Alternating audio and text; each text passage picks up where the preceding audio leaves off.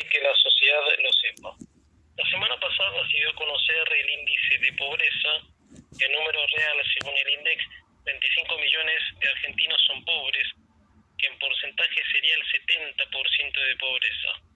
Da esta impresión ese número y más en un país que tiene para alimentar a 50 millones de personas.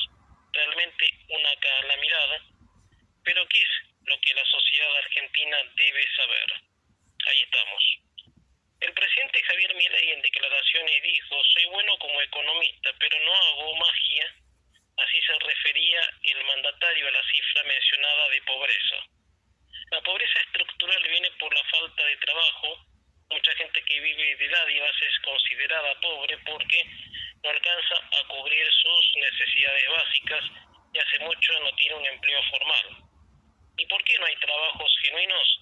Porque el que lo genera tiene cientos de trabas para hacerlo. Imaginen que un empleador tiene mucha carga social para poder poner en blanco a un empleado. O directamente el mismo emprendedor tiene su empresa en la informalidad, porque no puede costear los gastos del sistema. Y muchas veces en estas columnas dije que hay que cambiar el sistema tributario, eliminar impuestos extorsivos, para que el que genere empleo lo haga de forma fluida y pueda poner en el sistema de blanqueo a gente que quiera trabajar. Es así, a lo que también habría que eliminar las leyes laborales, otra traba más que castiga al que genera trabajo. Todos sabemos que lo que encontró el presidente Milei era una bomba de tiempo que ya había explotado antes. El incremento de la pobreza estructural empezó en el segundo mandato de la señora Cristina Fernández. Hay que hablar en la pandemia, donde se fueron miles de empresas, y si se puede decir que la pandemia terminó de arruinar la economía, pero en la pandemia fue donde más subieron los impuestos y se crearon nuevos, con el país totalmente parado. Qué ironía, ¿eh?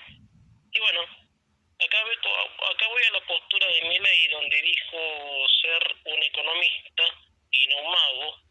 Parte de la sociedad cree que esta crisis empezó hace 9 meses. Parte de la sociedad que cree que esta crisis empezó hace 9 meses debe comprender que nada es mágico y todo requiere un esfuerzo. Aunque suena antipático decirlo, ese esfuerzo nos compete a todos porque todas las crisis del país las termina pagando el argentino medio. Pero hay que ver qué votó durante 20 años cierta porción de argentinos medios decisivamente electoral. Hay que ver eso también. Los gobiernos que llevaron a la Argentina a que más de la mitad de su población sea pobre no cayeron de un meteorito, sino que fueron votados. La pobreza es la consecuencia de que no hay empleos genuinos. Como decía antes, mucha gente vive de dádivas que los gobiernos peronistas le tiraban, y todo a cambio del voto.